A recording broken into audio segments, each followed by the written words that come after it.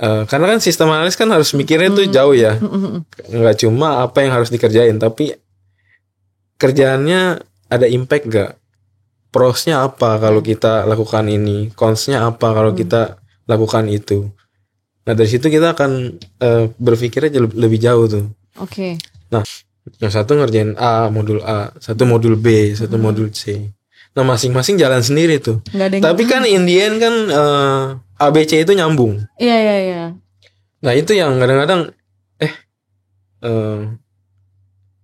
lu ngerjain apa sih, kok nggak pada nggak tahu nyambung ya? Kok kadang-kadang developer itu kemungkinannya dua. Kalau diam, satu karena dia ngerti, dia paham. Kedua dia karena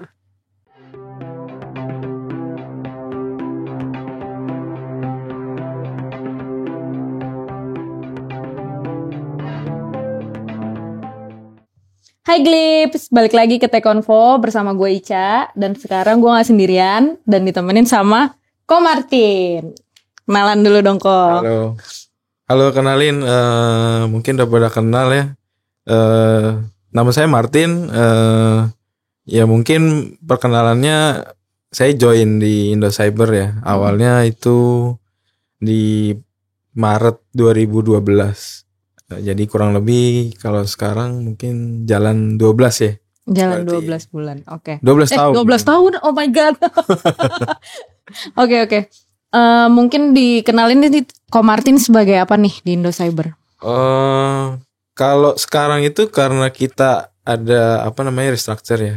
Awal tahun ini kita agak berubah total. Tapi ya high levelnya tetap ada 3 sih. Dari sisi operasional, ada dari back office, dan saya kebetulan di delivery gitu. Oh di delivery, oke. Ya. Berarti posisi pertama pas masuk di Glo ini sebagai apa?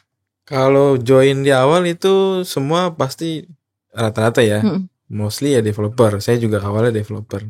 Awalnya developer. Ya. Terus dari awal pas masuk terus tiba-tiba bisa masuk ke .NET tuh gimana kok? Berarti sekarang lo di .NET kan ya? Ya. Terus dari awal masuk. Dulu awalnya itu ya biasa lah ngelamar gitu ya. Open positionnya apa? Karena mostly semua developer di sini, ya saya ngelamarnya developer. Cuma waktu itu kan banyak tuh ya, ada yang .NET, ada yang PHP, Java juga ada.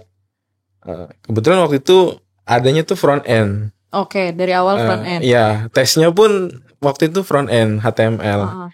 Nah, cuma pas setelah masuk, ya mungkin di internal sini kita terima dulu dan udah masuk baru tuh di mappingin lah ke kemana nih yang saat ini posisinya lagi butuh. Jadi pas masuk itu langsung di oper ke .NET. Langsung dioper karena yang available-nya itu. Ya. Oke. Karena awal itu .NET itu sangat sedikit ya di sini. Bisa dihitung pakai jari lah. Mungkin sekitar 8 sama 10 orang sampai 10 orang. Itu udah sama lead-nya. Oke. Dulu kalau sebelum masuk ke sini Ko Martin emang masuknya bidangnya kuliahnya IT gitu ya kok? Ya, kuliahnya IT. Software engineer. Terus jadi pas kuliah tuh emang udah make .NET atau emang ada aplikasi lain atau yang serupa? Kalau kuliah sih justru banyak kan PHP ya. Oh gitu. Nah baru di semester 6 baru kenal .NET. Di semester 6 baru kenal .NET. Iya. Tapi jujur skripsinya pun gak pakai .NET, pakai PHP justru. Oh, malah beda sama yang diambil sekarang ya kok. Iya, tapi ya beda-beda tipis lah ya. Oh beda-beda tipis, iya sih emang. Terus gimana sih caranya Ko Martin kalau bisa sampai di posisi yang sekarang nih? Dari awal join bisa sampai di posisi sekarang tuh gimana? Lebih jelasnya lagi Ko Martin sekarang posisinya apa sih yang jelas gitu kan?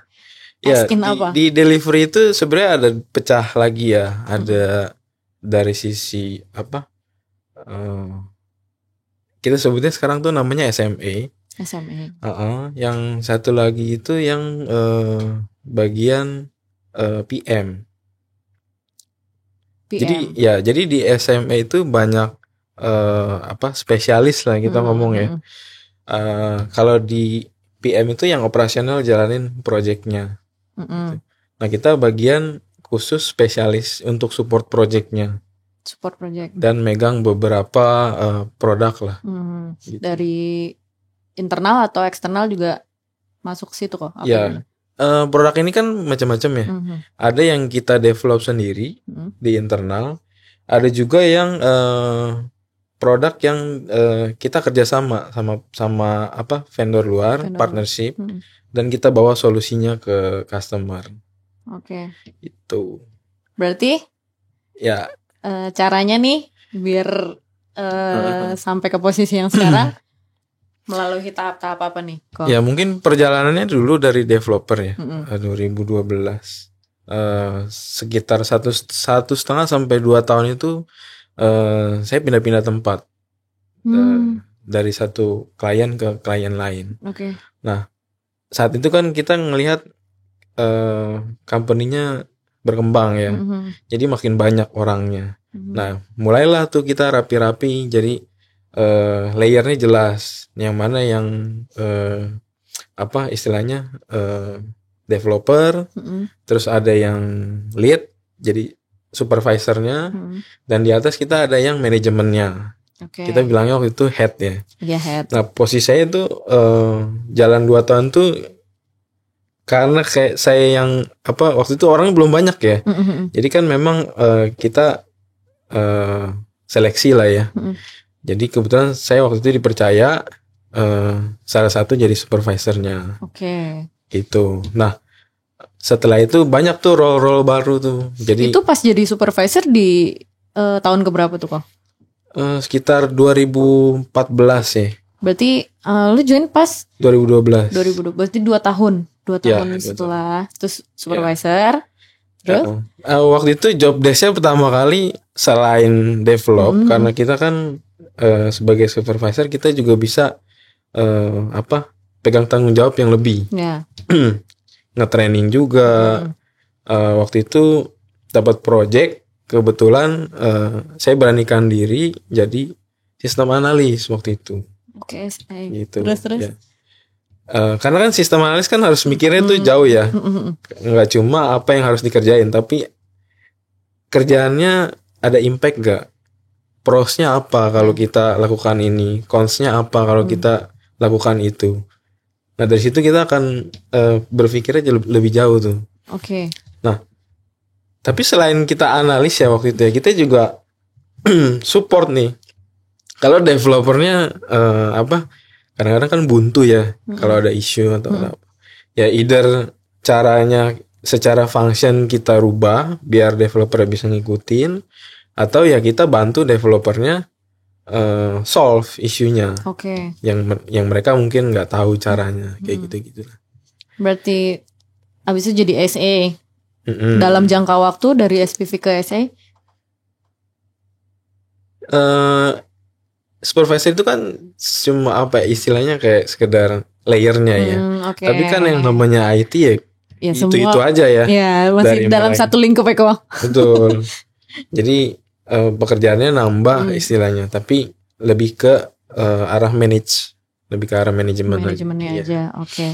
Nah kebetulan tiba-tiba saya dipanggil nih waktu itu.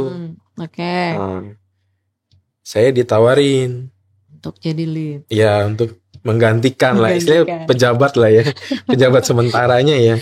Sambil ya mungkin kita di-review juga. Ya cuma habis itu ya terus sampai sekarang gitu.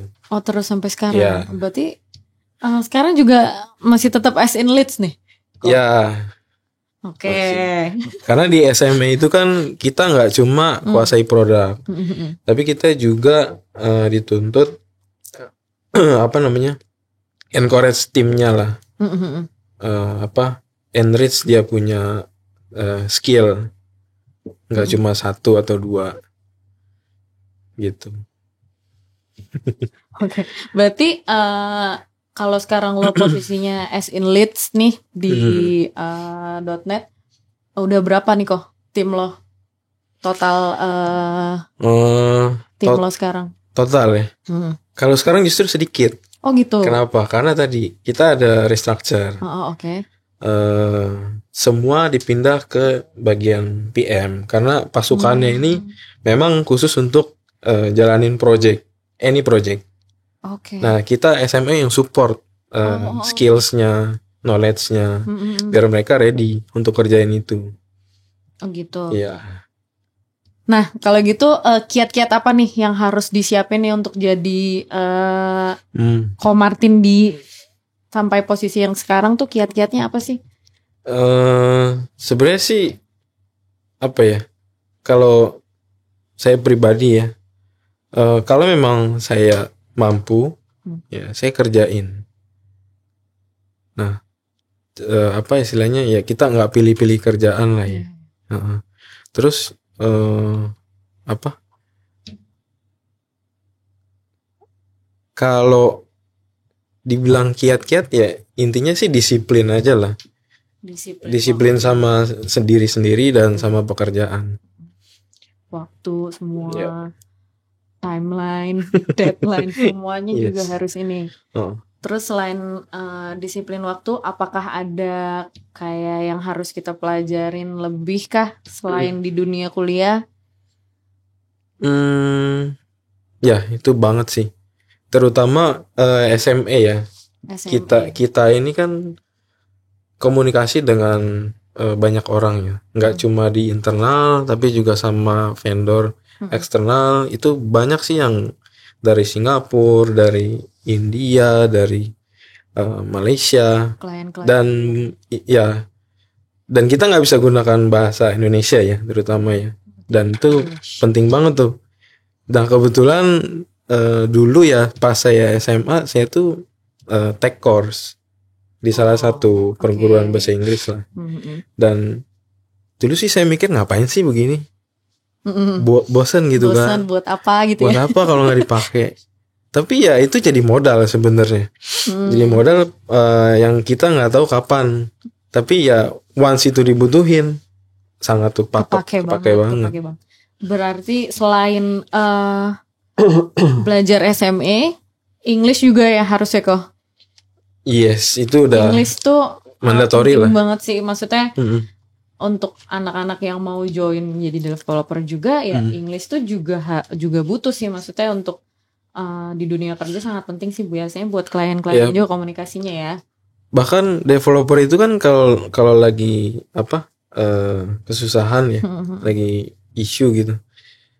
Dan nggak ada yang bisa ditanya nih, terutama leadnya atau temennya lagi pada sibuk semua kan. Ya kita ngandelin siapa?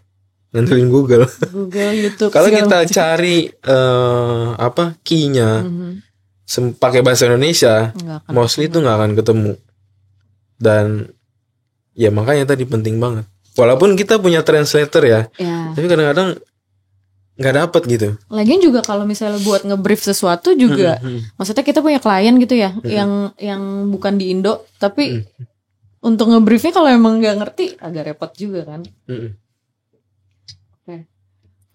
Terus kok selain itu, selain English ada lagi yang harus dibutuhin? Biasanya ini kan para fresh grad nih yang paling bingung kan. Yang mereka tahu tuh kan paling IT tuh ngapain sih gitu kan, coding doang apa gimana kan gitu. Sebenarnya sih yang paling penting ya, jangan cuma kerjain rutinitas. Kita tahu lah developer tuh pasti udah di set nih, seminggu sebulan dia harus kerjain apa. Dan biasanya rutinitas lah, operasional, bikin forms ini, bikin function ini. Nah setelah itu mereka dapat apa gitu. Setelah bisa ya. Semua orang pasti bisa lah, cepat atau lambat. Cuma kan apa yang didapat setelah itu. Nah mereka tuh harus bahasanya apa ya? Mungkin kepo kali ya. Kepo sama kerjaan orang. Bukan gangguin atau apa, tapi lebih ke secara high levelnya ini kita ngapain gitu. Itu sering banget tuh saya nemuin developer nih, tim di project nggak tahu apa yang dikerjain temennya. Bisa jadi gitu ya? Ya bisa aja ini project gede, ada bagian-bagiannya. Yang satu ngerjain A, modul A, satu modul B, satu modul C. Nah masing-masing jalan sendiri tuh. Tapi kan Indian kan ABC itu nyambung. Iya. Nah itu yang kadang-kadang lu ngerjain apa sih kok pada nggak tahu nyambung ya? Kok begitu dites flow-nya error gitu. Oke. Nah padahal kan itu kita bisa hindarin ya. Kita percaya boleh sama siapa istilahnya SA-nya udah 100% nih.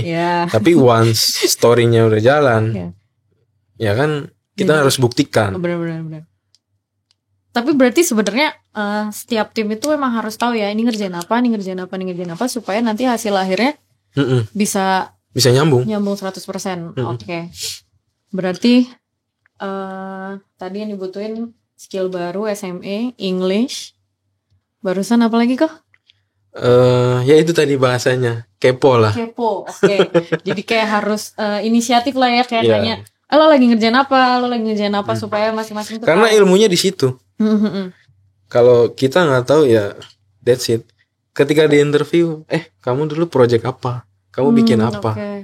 Saya bikin e-learning katakan. Terus yang kamu bikin apa? Masternya. Nah transaksionalnya seperti apa? Dia nggak tahu. Padahal kan dia bisa belajar, ya kan? Walaupun sekarang dia nggak bisa, tapi kalau dia mau belajar, in the end ya dia pasti kuasai. Selain kepo itu buat tahu kerjain apa aja, tapi kita juga bisa tahu ya kayak yang kita nggak tahu nih, misalnya lagi ngerjain apa, ada yang kesulitan atau apa, bisa langsung tanyain gitu ya kok. Iya. Oke. Berarti 3 itu yang paling utama lah ya kok. Kepo, belajar SME atau aplikasi terbaru apa yang harus diupdate, sama bahasa Inggris. Itu tuh paling penting. Yes. Terus dulu kok mau nanya dong, pas dulu kok Martin jadi fresh grad nih, susah nggak sih nyari kerja di bidang IT atau developer di perusahaan yang kok Martin mau? Jujur aja nggak sulit sih, cuma nyari yang tepat aja. Karena ya mungkin ini juga salah satu fasilitas ya di kampus saya. Jadi setelah lulus itu 1 bulan kalau kita nggak dapat kerjaan atau dapat opportunity, kampusnya aktif nanya, dia telepon. Dia telepon posisinya gimana sekarang, terus udah ngelamar di mana aja. Nah, udah kerja apa belum? Mereka tawarin 3 opti. Nah 3-tiganya nih menurut saya sih lumayan. 1 perusahaannya farmasi, 1 itu software house, 1 itu kalau nggak salah, saya agak lupa nih 1 lagi. Ya intinya itulah. Mereka fasilitasi. Tapi emang harus selalu itu kok perusahaannya, atau emang beda-beda nantinya? Beda-beda sih. Jadi emang udah dikasih opsi kalau misalnya belum dapat kerja atau belum lamar-lamar, itu dikasih opsi. Jadi untuk masuk ke perusahaan yang ditawarin tadi. Iya. Juga. Jadi kalau Martin abis itu nggak ngambil nih? Emang udah dapat waktu itu? Begitu dikasih, ya saya survei lah ya perusahaannya apa. Terus saya tanya teman-teman, di sini lumayan startnya agak tinggi. Cuma ya saya kan mikir waktu itu 1 ya jarak. Kedua fokusnya bisnisnya di apa sih gitu. Yang ketiga ya pasti salary lah. Nggak muna lah ya. Oke. Jadi Ko Martin berarti memang dari awal itu nggak terlalu sulit ya untuk cari kerja di bidang ini ya? Enggak sih. Cuman cari aja perusahaan yang tepat gitu ya maksudnya. Jadi Ko Martin dari fresh grad itu langsung kerja atau ada gap dulu nih kok? Maksudnya langsung kerja. Berarti langsung dapat. Kalau boleh tahu di bidang apa waktu itu kok pertama kali kantor? Waktu itu konsultan pajak sih. Developer di konsultan pajak maksudnya? Bukan developer, tapi lebih bantu mereka manage operasional IT-nya aja. Oke. Jadi apa aja dikerjain sih waktu itu. Tapi justru sedikit codingnya. Sedikit. Kayak cuma company profile aja udah. Oke. Jadi untuk waktu itu lo melangkah lagi nih ke perusahaan selanjutnya, itu butuh waktu berapa lama kok waktu itu? Setahun. Cuma setahun. Setahun. Oke, setahun terus pindah lagi. Pindah ke sini langsung. Langsung pindah ke Iglo. Oke. Langsung lama saya. Langsung 12 tahun ya kok. Juga. Oke. Terus kalau soal manage tim nih kok. Gimana sih triknya tuh untuk nge-manage timnya Ko Martin nih? Soalnya kan banyak developer tuh yang solo project gitu kan kok. Maksudnya kayak ada project dadakan yang harus dikerjain sendiri apa gimana? Itu gimana manage kok? Sama kerjaan yang memang misalnya sudah sesuai timeline nih kok. Terus tiba-tiba kayak ada lagi yang masuk, tapi ternyata cuma dia doang yang harus ngerjain sendiri segala macam gitu, gimana manage kok? Agak gimana nih kok? Kalau sekarang sih udah hampir jarang. Cuma waktu itu jarang. Banyak sih ya, karena tim .NET waktu itu cukup besar. Yang saya manage tuh hampir 30. Ya, tapi dibantu sama PM. Kan balik lagi tadi ya, kita support dari sisi teknisnya. Kita siapin materinya sebelum proyeknya itu jalan. Jadi ya kalau bisa dibilang kita siapin lapangannya lah buat mereka bermain gitu. Jadi ibaratnya ada timelinenya sendiri ya yang harus mereka kerjain. Tapi kalau misalnya tiba-tiba ada lagi nih kok, maksudnya waktu itu yang ada project solo, jadi dia hold dulu tuh, yang emang jatahnya dia yang deadline-nya dia yang harus dia kerjain, dia hold dulu untuk kerjain yang solo project gitu maksudnya kok. Sebetulnya sih balik lagi ya, karena nggak semua project tuh hot di sepanjang timeline. Kadang-kadang hotnya di depan, kadang-kadang hotnya di belakang semua. Di depan tuh kadang-kadang hotnya untuk bantu analisa, bantu siapin function-function yang general. Gitu. Jadi masih terbilang mudah ya lah ya kok. Ya susah-susah gampang sih. Kadang susah, kadang gampang. Yang susah itu kadang gini ya. Projectnya udah live. Tiba-tiba ada case yang nggak masuk di operasional. Dan kejadian tuh di production. Nah itu kan harus cepet ya. Nah yang agak susah tuh yang seperti itu, karena nggak di plan gitu. Jadi yang lain harus kita tunda, kita fokus di sana. Yang susah sih itu. Tapi kalau yang terplan sih so far masih aman lah ya. Kita bisa manage lah. Terus kayak sekarang tuh makin susah apa enggak sih kok? Kayak maksudnya untuk kedepannya tuh harus lebih aktif apa enggak sih personalnya tuh? Maksudnya kayak misalnya kita nih, gue nih join ke tim lo kok. Gue tuh harus lebih jadi anak yang aktif apa gimana sih? Maksudnya selain yang inisiatif tadi ya, aktifnya tuh dalam hal apa sih? Maksudnya yang dibutuhin di tim lo kok? Selain inisiatif kepo-kepo tadi, selain itu. Ya berangkatnya sih tadi ya dari inisiatif. Dari inisiatif ya. Muncul ide. Kenapa nggak begini? Kenapa nggak begini kan lebih oke. Kadang-kadang kan kita nggak tahu itu oke sampai kita implement gitu. Nah ketika implement, teorinya bagus nih. Kita implement, kok nggak bisa ya? Banyak nggak sih orang kayak gitu ya? Ya banyak sih. Makanya komunikasi juga penting tadi. Kan yang maksudnya kan yang biasa gue tahu ya kok, atau kayak yang netizen atau glips tahu kan biasanya kalau IT tuh diem aja bawaannya. Developer tuh pasti diem fokus, yang fokus yang kita tahu tuh ya udah lo fokus aja lo ngoding kayak gitu kan. Itu tuh sebenarnya ada nggak sih kayak yang tadi lo sebutin kan yang keluar ide-ide kayak ini bagusnya begini, itu dalam bentuk apa kok? Maksud gue kayak bentuk desain kah modelnya atau apa sih kalau di dunia IT tuh idenya itu? Idenya ya mungkin contoh ya. Ketika kita butuh, kemarin ada satu case server ini isolate gitu ya, nggak bisa diakses tanpa menggunakan koneksi khusus atau kita bilang VPN ya biasanya ya. sedangkan kita butuh informasi dari server ini, gitu kan. Either server ini aktif memberikan informasi keluar, atau ya kita cari cara gitu kan, gimana dari luar bisa komunikasi. Nah sebenarnya kan banyak ya caranya ya, medianya banyak ya. Mungkin kalau agak teknis itu kita bisa simpan data itu dalam teks, atau kita simpan dalam database.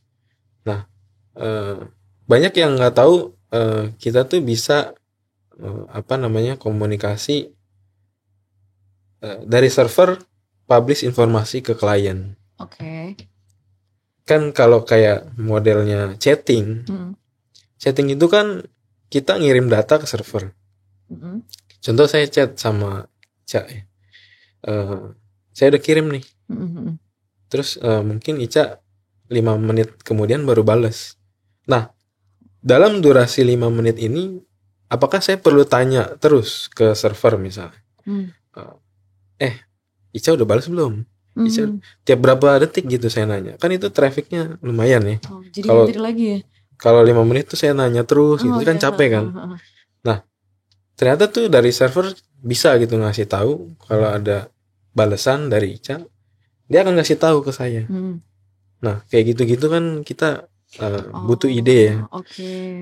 Nah, kadang-kadang developer tuh nggak tahu ada hal-hal semacam gitu. Jadi ide yang gimana caranya supaya mempercepat